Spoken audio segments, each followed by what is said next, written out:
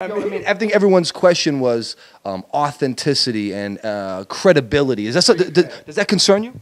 Not at all. I mean, I got boys in the hood in Cambridge and I got boys in the hood in Boston, but I don't harp on it. You know, that doesn't really help my my market. I got a college market. Say what you want to say. I have mostly a white market. Most people at my shows are white people, so I'm gonna tend to them. Doesn't mean I forget any of my boys in the hood or any of my boys that I grew up with, because I love them to death. I always will, and they'll always drive for me, you know, in the same. But I think a lot of people from places like, you know, Rock Street and Dorchester get the wrong image, because I'm not coming for your spot. I'm just doing my own thing. You know what I mean? And me repping Boston doesn't mean that Boston rappers are bitch or Boston rappers are pussies. All it means is that a dude's coming out with some new shit that people are feeling, and it's far from the street side of shit. You know what I mean? I think it was like the fact that you came up in a non-traditional way. It wasn't like you went by the book at all. You know, it wasn't the industry standard. Like, this dude's nice. He's gonna put out a couple free mixtapes. Dudes are gonna feel it, and then he's gonna drop a single, and then he's gonna drop his album. It was like, fuck that. We already have our fan base. Let's drop an album, see how it does. Bang, blows up. Everyone thinks about my shit, and then it's like, now we're gonna drop a free mixtape. Like, yo, enjoy it. Well, how does that make you feel when people accuse you and call you Scam Adams and say that you're basically a ripoff and you're fraudulent? At first, like, I swear I would go on Twitter and I'd want to air everyone out. Yeah. I'd want to go on like, fuck y'all haters. Like, I'm about to like put down like numbers, fucking websites. Like, here, it's all official. But like, at this point, it's like, you don't believe it now, like, you should just quit your job. So you don't really care about being accepted in those circles? Not at all. Most A&Rs, most labels probably hate me. I mean, shit, I don't really have much to say in that regard. Just like, you know, if you hate me, most likely there's no reason that you hate me, other than the fact that maybe you're an aspiring musician and I took the chance of you getting on now. Obviously, it's competitive, and like being a white artist and being a white rapper, like, what do they let one dude in every 10 years? Like, you got Eminem and then Asher, you know what I mean? And then and you come along in Boston, and there's been kids working 10 years doing it traditional ways. You know what I mean? Like, obviously, there's going to be some sort of animosity, but I mean, obviously, you don't seem affected by it. Not really. I mean, I've had the luxury of being, you know, booked at bigger shows now, and I go with, you know, with artists that are really established now, and I can still hold my own. My sets are fucking live as hell.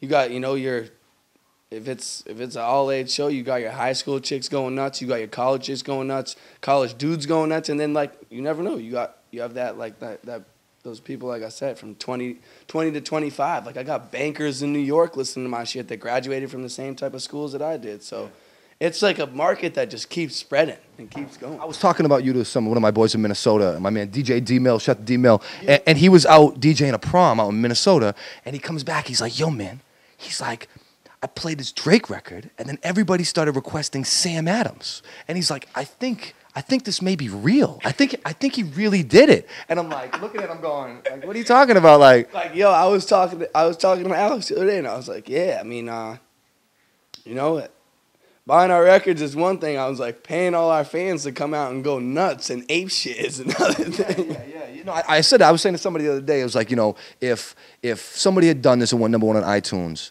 and they didn't have the YouTube videos and the like to back it up. Like, when I saw the New Jersey show, I saw it last night. Matty Trump, shout out to Matt Trump. We're gonna talk about your relationship with him coming up. He showed me this video of you in New Jersey, and it was like a couple thousand people singing the words. Like, when you get up there and perform and you just have to hold the mic out and they sing along, how do you feel? Ill. I mean, like, that show was wild, because I got on the stage and I was like, okay, this is New Jersey. I'm a Boston cat. Like, you know, I'm assuming there'll probably be like 800 people out here. And then the whole front row of those 2,000 people, and then, you know, another 4 that's going back, everyone singing, I was like, whoa. Like, I've been at shows where people have sung my words, but never when they're louder than me. And I'm coming out to speak. Is it overwhelming? Yeah. I get chills. I'm on stage, you know, getting chills. It's crazy. And just makes it that much easier, because I'm doing my verse and everyone's singing my verse. I'm like, what the fuck is going on? I've seen established artists that don't have that. Yeah. I mean, that's the thing is, I mean, like most commercial artists try to, you know, go for a song that they can get as catchy as possible. But it's not like, I mean, the hook's catchy and Drive Me Crazy, but no one's memorizing the verses of other artists, you know what I mean? So Right. I'm on stage and I'm hearing like girls screaming my lyrics, like, oh, all right. Like, I mean, isn't that the goal? Isn't that what we all want? Like chicks and, you know, we're I mean, I've always said that, you know, one of my most important parts is just being established as a live performance, not only as a recording artist. You know, if you can put on a live show, you can put on a live show. That's it.